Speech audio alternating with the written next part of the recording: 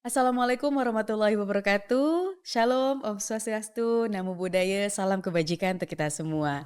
Halo, insan dikti dan sobat Kedereka di seluruh Indonesia. Kembali lagi di podcast Dikti Menyapa.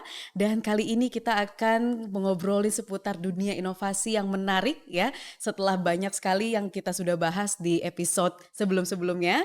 Dan kembali lagi bersama saya Velia, bersama narasumber yang inspiratif dan juga inovatif di bidangnya, yaitu Mas Widya Priyahita, seorang rektor UNU Yogyakarta dan juga merupakan seorang staf sus Menteri Sekretaris Negara. Boleh kita sapa ya. Halo, selamat siang Mas Halo Mbak Widya. Melia. Halo, Terima kasih gimana Mas? undangannya. Halo sobat Kedareka ya, Sobat Kedereka atau Insan Insan Dikti. Dikti semua. Oke, gimana kabarnya Mas Widya? Alhamdulillah kabar baik. Senang bisa datang ke sini. Nanti kita ngobrol. Ada beberapa ide yang ingin disampaikan. Juga pengen dengar update dari Kedareka. Oke, wow, udah tahu ya Mas kita mau ngobrolin apa Iya, berarti.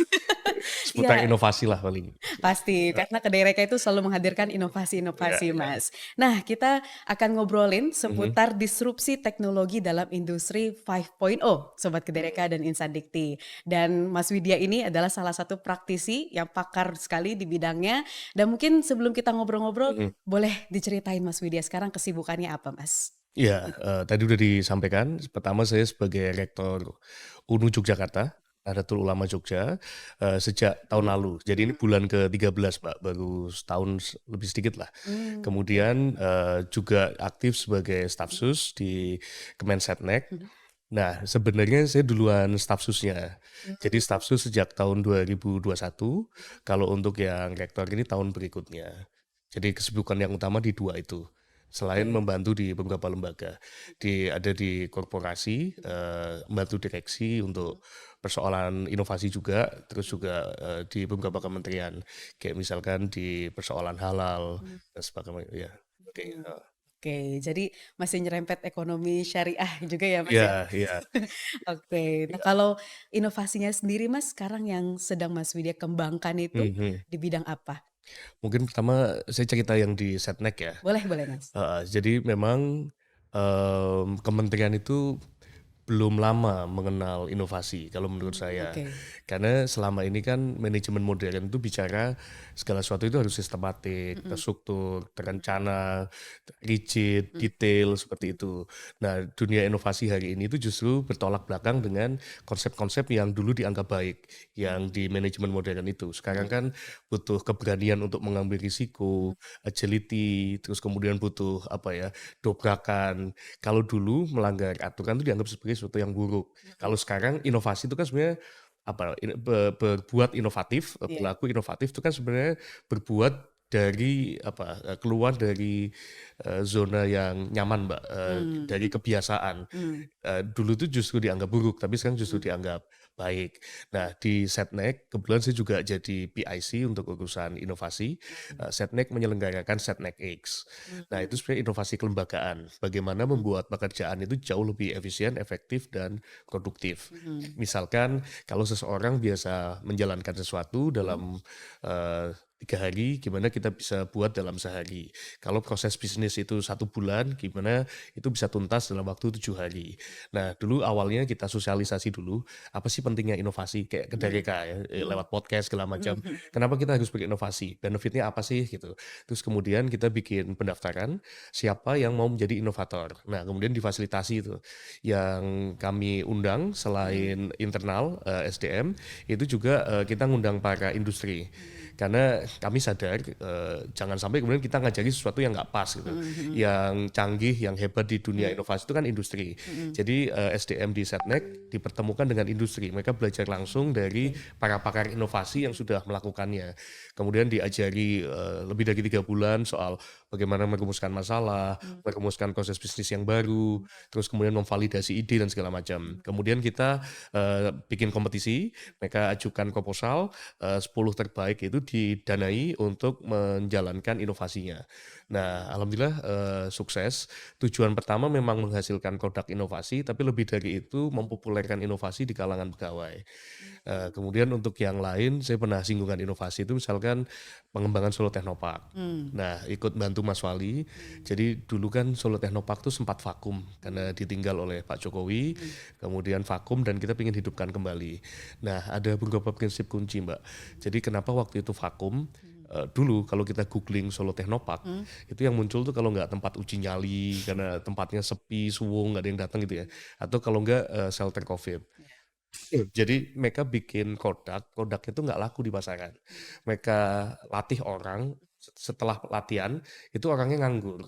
Nah ternyata mereka bikin produk kenapa nggak laku itu karena mereka bikin yang mereka bisa, bukan yang dibutuhkan oleh pasar. Oke. Mereka ngelatih orang, ya aku bisanya ngelatih ini. Akhirnya ya itu yang dilakukan, padahal itu tidak dibutuhkan, akhirnya nganggur. Nah pertama kali kita datang, yang kita coba itu mengubah paradigmanya. Jadi kita harus start from the end, end-nya itu market. Jadi following the market need. Sebenarnya market tuh butuhnya apa sih? Inginnya apa sih? Ya itu yang kita sediakan sehingga match. Jadi seringkali persoalannya soal apa mismatch aja gitu. Ketika sudah match, otomatis akan berubah. Jadi kayak misalkan di Solo Technopark tuh ada hanggar besar banget gitu ya, apa kayak ruangan besar, sepi. Itu dulu untuk kayak apa pameran segala macam, setahun paling cuma 3 kali. Terus saya ditanya, Mas Yuda kita bikin program apa ya di sana? Jangan, justru karena kita terbukti tidak cukup canggih mengelola program, kita nggak usah. Justru program yang yang ada kita tutup aja. Nah, kita undang industri. Jadi yuk kita undang e-commerce. Mereka jadi tenan, terus kemudian terserah mereka mau bikin program apa. For free, lahannya silahkan. Terus kita ngundang startup kesehatan, startup game. Ini saya nggak tahu sampai boleh nyebut merek apa enggak, saya hati-hati. Terus kemudian ada beberapa bank gitu ya. Akhirnya kemudian jadi penuh tuh. Ruangan yang kosong itu akhirnya penuh dengan tenan. Nah tenan-tenan itu bikin program. Nah, kalau para industri bikin kegiatan kan luar biasa tuh, kreatif segala macam ya. Akhirnya dalam setahun kunjungannya meningkat drastis. Dan ketika sudah meningkat drastis, kerjasama semakin pesat karena oh ada crowd, orang suka kan. Wah ini kalau aku jualan di sini laku, kalau aku investasi di sini juga akan menguntungkan dan segala macam. Akhirnya kemudian tenannya yang awalnya gratis jadi bayar. Waktu itu kita masuk dalam 6 bulan tuh, jadi biasanya mereka ngelola dana 11 M per tahun 80% APBD. Kita masuk dalam 6 bulan itu menghasilkan 130 M. Dari 23 MOU melibatkan 38 mitra. Nah, jadi sebenarnya sebegitu magicnya inovasi dan kolaborasi. Jadi inovasi itu membuat bisnis model jauh lebih produktif. Jadi kita out of the box gitu ya, keluar dari kebiasaan. Sebenarnya inovasi kan itu membuat lebih efisien, efektif, produktif. Tapi itu bisa jalan kalau kita berjejaring. Jadi bukan kerja sendirian. Nah Oke. contohnya itu ya Solo Technopark dalam 6 bulan tahu-tahu dari biasanya 11 M masuk 130 M, masuk 38 industri. Dan sekarang kayaknya jadi salah satu yang terbaik di Indonesia, jadi rujukan. Dan itu berkat inovasi, berkat kolaborasi. Nah sebenarnya spirit itu yang kemudian ingin coba saya bawa ketika kemudian saya dapat amanah menjadi rektor di UNU Jogja.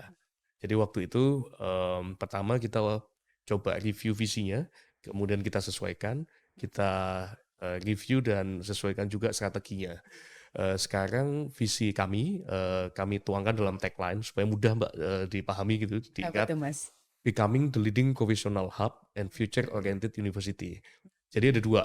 Yang pertama jadi Professional Hub. Yang kedua berorientasi masa depan. Nah, satu-satu ya. Yang Professional Hub itu satu, UNU itu didirikan, didedikasikan untuk mencetak para profesional. Khususnya kalangan Nahdien, tapi secara umum ya masyarakat Indonesia. Jadi memang goal-nya itu mencetak profesional. Jadi kan ada setidaknya biasanya mandat universitas itu ada 4. Apakah dia fokus ke akademik, ikut terlibat dalam pengembangan ilmu pengetahuan, bikin teori, paten, segala macam. Yang kedua itu social oriented, ikut terlibat dalam pemecahan problem sosial, stunting, kemiskinan. Nah, yang ketiga itu biasanya mandat profesional SDM, cetak SDM unggul, gitu kan. Atau kalau di kampus-kampus agama itu bagian dari dakwah Islamiyah. Oke. Setidaknya itu kampus biasanya punya 4 mandat itu, tinggal kampus tuh mau fokus ke yang mana. Bukan berarti meninggalkan yang lain ya. Tapi sebagai cirinya, dia lebih yang mana nih? Lebih ke ilmu pengetahuan, atau lebih ke dekat ke sosial, atau lebih ke SDM. Nah, UNU Jogja untuk setidaknya periode saya ingin fokus garap cetak SDM unggul gitu. Hmm, Nah, oke. jadi professional hub dimaknai orientasinya cetak profesional. Terus kemudian yang kedua tempat profesional berkumpul. Jadi kami kebetulan punya gedung baru ini. Nanti Agustus nanti akan ada launching. Itu ada satu lantai yang dedicated untuk tenan industri. Kami Menarik, kepingin menarik.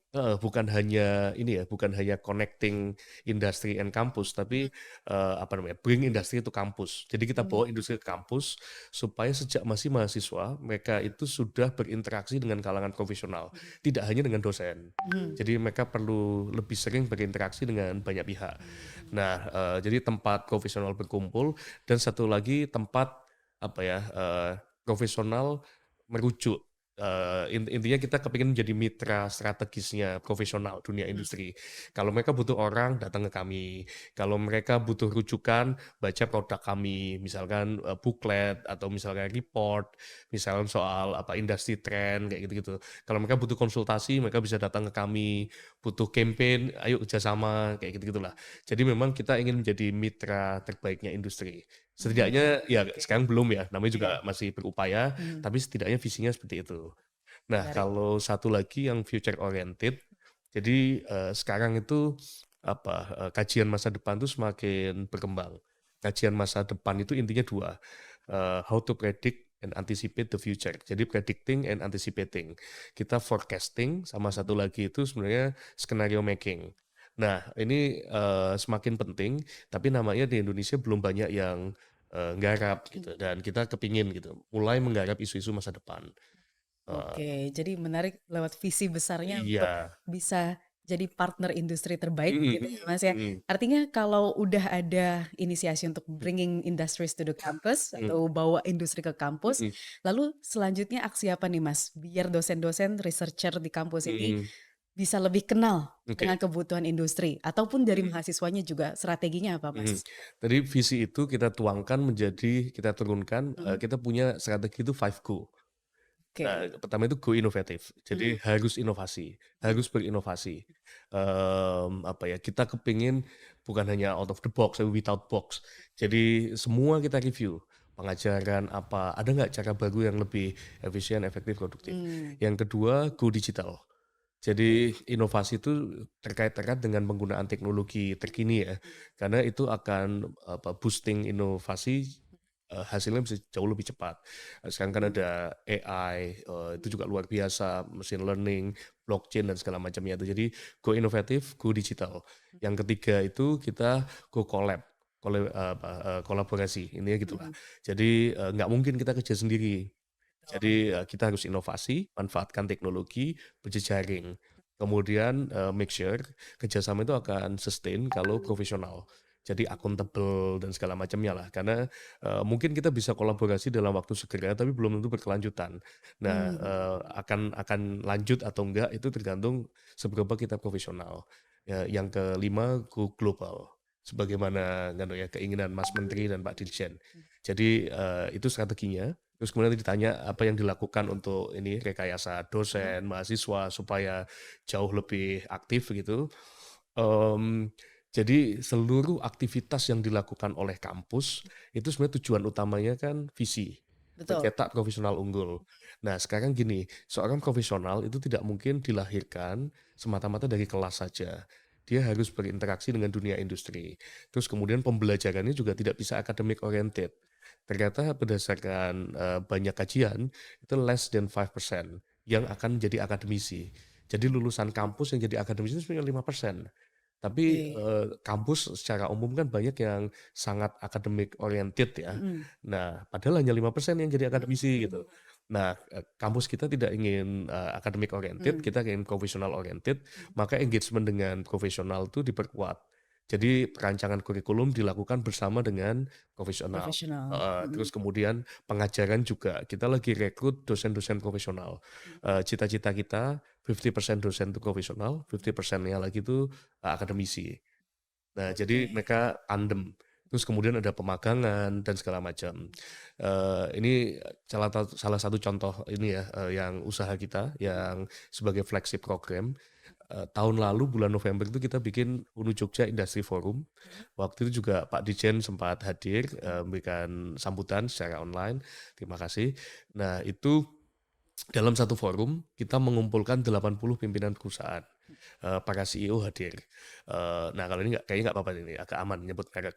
Jadi waktu itu ada Microsoft, ada Huawei, ada Unilever, Mhm. terus kemudian startup-startup lokal ya, kayak misalkan lokal tapi internasional kayak Alami, the biggest fintech, syariah Yes. fintech in the world. Terus kemudian ada Goto, Gojek, Mhm. terus kemudian banyak TeleCTG. Jadi ada industri sekitar 80, para CEO-nya hadir. Terus kemudian di forum itu kita langsung MOU dengan 40 di antaranya. Nah, Oke. kerjasama itu apa sih gitu? Ya pemagangan, yuk kita ngadain riset bareng. Kalau mereka butuh strategi campaign, yuk kita lakuin bareng. Butuh literasi, ayo. Misalkan ya yang sudah Mhm. kita kerjasama dengan BSI. BSI itu kan butuh mengakuisisi customer bank konvensional. Mhm. Nah, strategi utama mereka adalah literasi. Kenapa orang nggak pakai bank syariah? Karena nggak tahu. Sesimpel itu. Ya sudah kita beritahu. Makanya mereka melakukan literasi gencar-gencaran. Kemudian kita membantu BSI melakukan literasi. Di sisi yang lain, sebenarnya dari kerjasama itu juga pemahaman dosen, sivitas itu menjadi meningkat tentang apa itu keuangan syariah. Jadi ini win-win. BSI-nya Mmm. kebantu, kita juga kebantu. Terus kemudian juga kerjasama pemagangan, ya misalkan Unilever kita sekarang dapat kuota 15, Dikti sangat bantu ya. Jadi apa, kan ada yang creating opportunity atau kalau enggak ya manfaatkan aja. Jadi manfaatkan peluang atau membuat peluang. Manfaatkan Mhm. tuh misalkan Dikti punya program, kita tinggal daftar, itu Mhm. manfaatkan. Mhm. Dan Dikti sangat bantu. Nah, di luar itu kita juga pengen buat sendiri nih peluang-peluang dengan kerjasama sendiri, minta kuota sendiri seperti itu. Oke, jadi Hmm. memang kalau berangkat dari visi misinya ya Mas ya, Hmm. itu dari go digital, go collaborative, Heeh. sampai go global itu Heeh. kayak naikin anak tangganya gitu ya Mas Iya ya? iya. Nah Iya, heeh, ya bisa naik tangga mhm, atau mhm. sekaligus paralel semuanya itu. Oh, Jadi oke. nggak apa, untuk go global itu tidak harus Mhm, menunggu semuanya beres. Kayak yang tadi saya bilang kita kan future oriented. mhm. Tahun lalu, 3 bulan setelah saya dilantik, alhamdulillah kita MOU dengan Uni Emirat Arab, pendirian School of Future Studies. MOU-nya sudah, kita MOU di Abu Dhabi, waktu Iya. itu juga disaksikan 2 kepala negara. Nanti akan didirikan MBZ School of Future Studies. Bahkan Keren nama keren Mas. nama Mhm, kampusnya itu pakai nama presiden sana tuh. iya. Nah, sebenarnya sekolah apa sih ini gitu? Ini adalah sekolah yang mengajarkan ilmu-ilmu yang dibutuhkan ke depan, Mhm, tapi belum banyak diajarkan di kampus lain di Indonesia.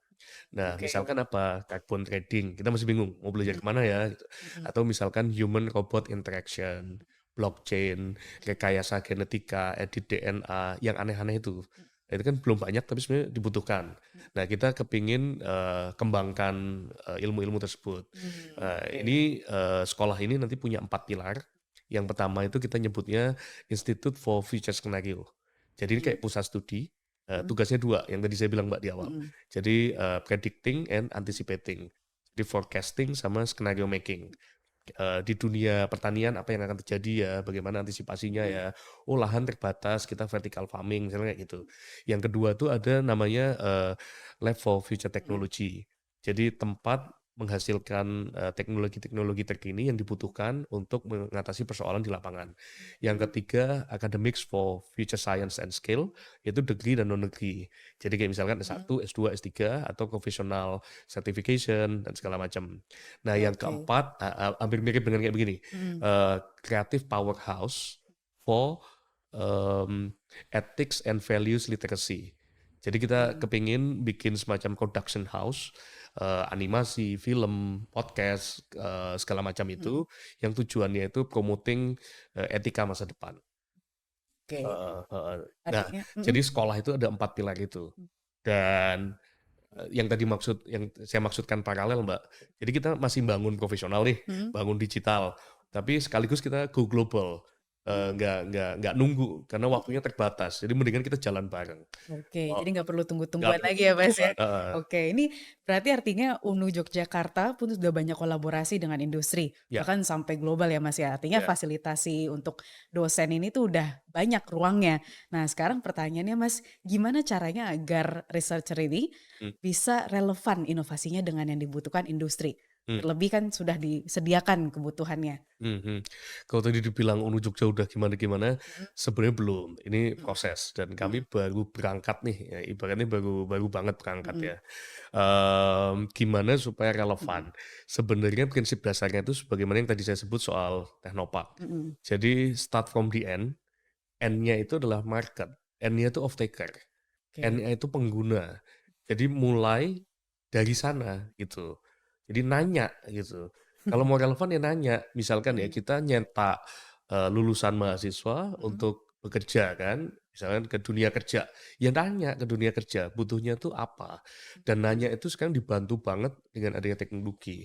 Ada mhm big data misalkan. mhm Kan ada misalkan kayak job portal ya, mhm boleh sebut lagi nggak? Misalkan ada LinkedIn, Gig Hunter, segala macam. Itu kan mhm punya data. mhm Sebenarnya lowongan apa sih yang paling banyak dibuka di era ini? LinkedIn itu per tahun, per hari, per menit bahkan itu bisa per hari itu bisa ratusan ribu aplikasi betul. dan ratusan ribu lowongan yang dibuka. Pakai big data itu kan kita bisa dengan cepat analisis ya. Oh ternyata lowongan Mhm paling banyak ini. mhm Lowongan itu butuh kualifikasi apa sih gitu. Nyusun kurikulum tuh begitu aja kalau menurut saya. mhm Jadi nanya aja big data, oh ternyata yang dibutuhkan itu adalah anak-anak dengan profesi seperti ini, mhm kualifikasinya begini. Untuk bisa kualifikasi itu maka butuh mata kuliah ini. Itu aja jadi kurikulum. oke. Dan big data itu kan sebenarnya real time. Jadi 6 bulan lagi bisa jadi kurikulum berubah, 6 lagi berubah mengikuti. Jadi menurut saya kalau mau keep relevant itu ya sesimpel start from the end. Mhm Jadi tanyakan ke pengguna butuhnya tuh apa. Kemudian kita buat sesuai kebutuhan, maka mhm akan match. Ini prinsip untuk apapun. Jadi following the market need, gitu, nanya. Makanya kalau kembali ke Solo Technopark ya, kita sekarang hanya bikin produk yang udah jelas siapa yang beli. Kita hanya cetak SDM, bikin pelatihan yang udah jelas ketika lulus siapa yang akan hire gitu. Menarik menarik. Jadi kayak misalkan di Technopark misalkan kita kerjasama dengan Nestle. Mhm Nestle tiap tahun butuh berapa? 500, kualifikasinya kayak apa? Boleh nggak 200-nya kami yang pasok? Eee, Terus kemudian oke boleh gitu, nanti distandardisasi oleh Nestle.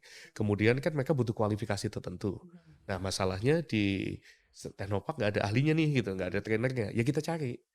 Jadi kita pertemukan antara off taker-nya, siapa, penggunanya, terus dengan orang yang mau belajar dan orang yang punya keahlian itu. Udah, tugasnya Teknopark itu hanya connecting the dot. Yang mau belajar dipertemukan dengan pengajar yang ilmunya relevan dan kemudian disalurkan ke yang butuh, yaitu industri. oke. Nah, sebenarnya menurut saya fungsi yang sangat strategis itu adalah connecting the dot, mempertemukan satu sama lain. Nah, sekarang misalnya gini ya, ilmu itu kan cepat banget usang, ya kan? Kita bisa menguasai sebuah ilmu itu kan butuh waktu lama, S2, Mhm S3, menekuni, tahu-tahu geser. mhm Kan agak berat ya. mhm. Nah, makanya kalau menurut saya ke depan, fungsi utama seorang dosen bukan lagi ngajar. Apa Mungkin itu itu Mas tetap jadinya? fasilitasi.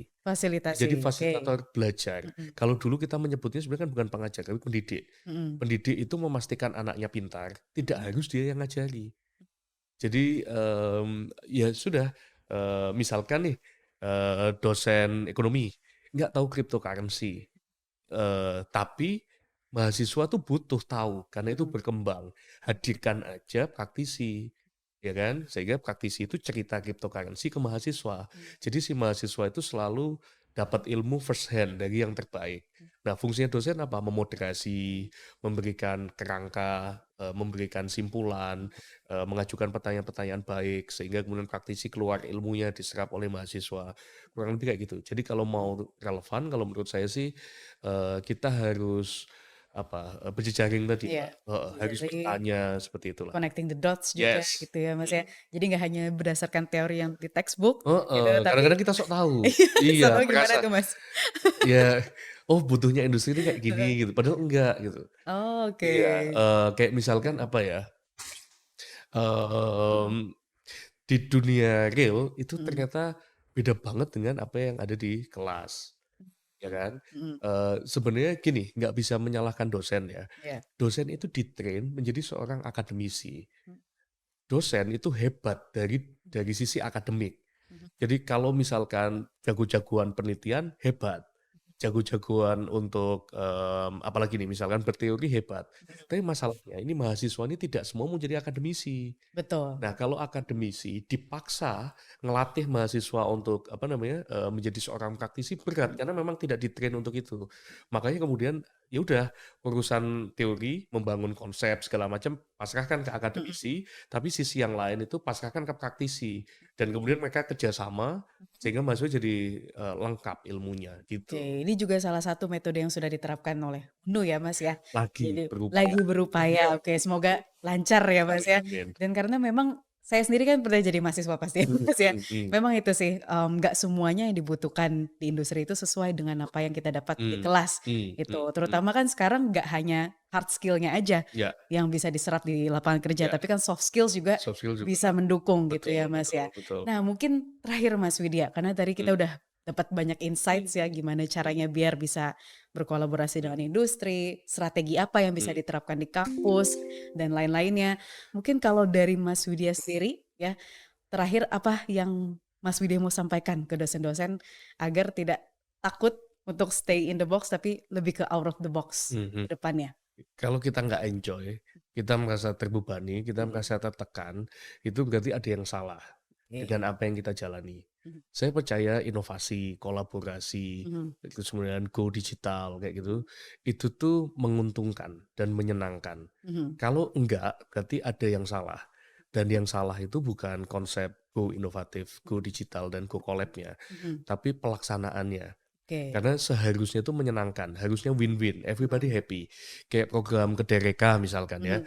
Jadi sebenarnya kita kerjasama dengan industri, dosen kerjasama dengan industri menyenangkan. Kenapa? Karena dosen mengalami keterbatasan dana. Sehingga segala sesuatu menjadi sulit ya. Mhm. Mau ke lapangan bingung, mau penelitian eksperimen bingung, industri punya duit, ya kan? Jadi bertemu, kerjasama. Yes. Nah, kalau kita kerjasama, prinsipnya itu harus kompromi. Jadi kita punya kepentingan, dia punya kepentingan, yuk kita, wujudkan kepentingan bersama. Mhm. Jadi kita nggak bisa egois. Jadi apa ya, dosen itu, orientasinya nulis jurnal, Mhm. orientasinya mengajar, Mhm. kemudian, industri itu orientasinya ya nganu lah, apa, making money, Yes. profit dan segala macam. Mau kerjasama dengan ego masing-masing nggak bakal ketemu. Mhm. Kita ambil titik tengah. Mhm. Misalkan, yuk kerjasama bikin teknologi tertentu yang itu membuat proses produksi di dunia industri menjadi Mhm. lebih cepat. Mhm. Nah, kemudian hasilnya itu nanti bisa ditulis, dikonversi menjadi jurnal misalkan. Mhm. Jadi pinter-pinternya kita bersiasat atas kerjasama tersebut.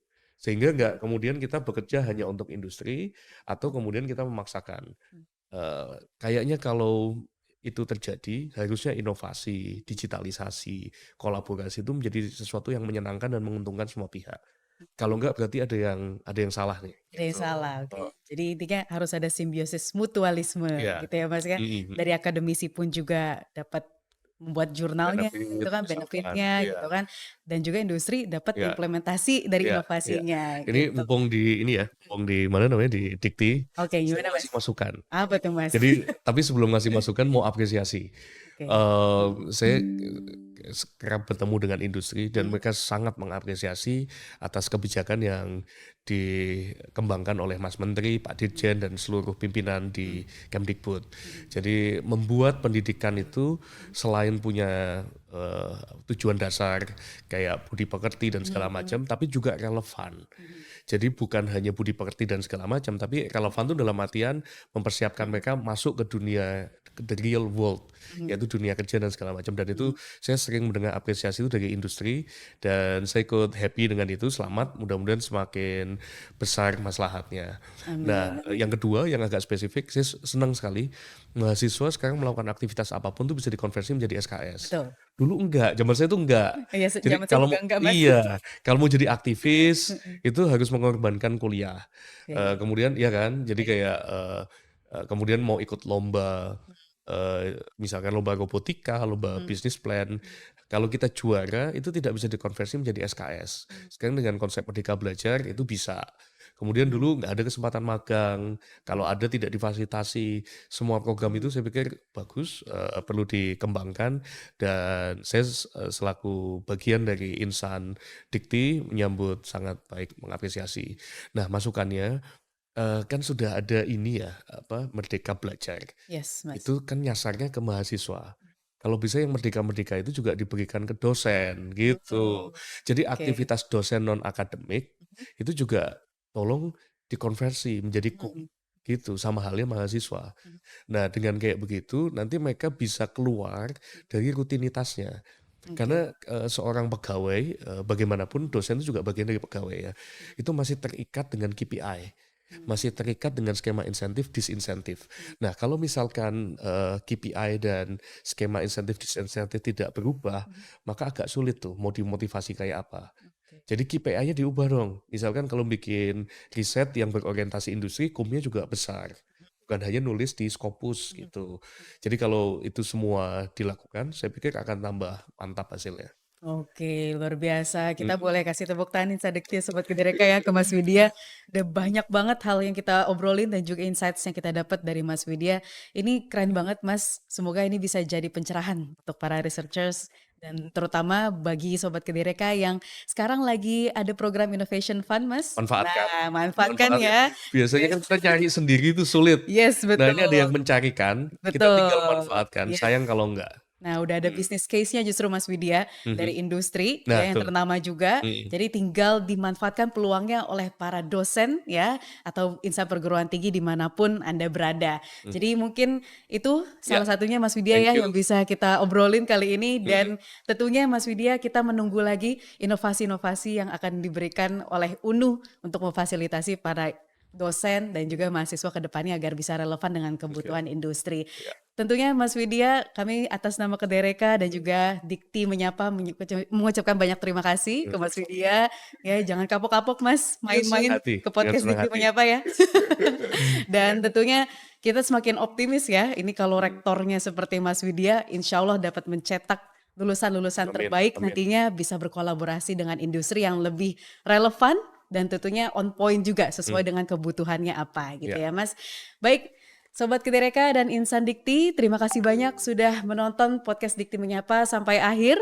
Ya, kita sudah kedatangan tamu Mas Widya, seorang rektor UNU dan juga staf sus Menteri Sekretaris Negara. Semoga informasi dan juga ilmu yang diberikan oleh narasumber kali ini bisa membuka wawasan kita semua dan tentunya tidak menghentikan semangat kolaborasi kita ke depannya. Karena kita selalu percaya ya, tiada inovasi tanpa kolaborasi. Untuk itu semangat terus Insan Dikti dan kita tunggu kolaborasinya di ekosistem Kedereka ke depannya. Saya Velia selaku tim PMO Kedereka dan atas nama podcast Dikti Menyapa mengucapkan terima kasih banyak. Wassalamualaikum warahmatullahi wabarakatuh. Sukses dan sehat Waalaikumsalam. selalu semuanya.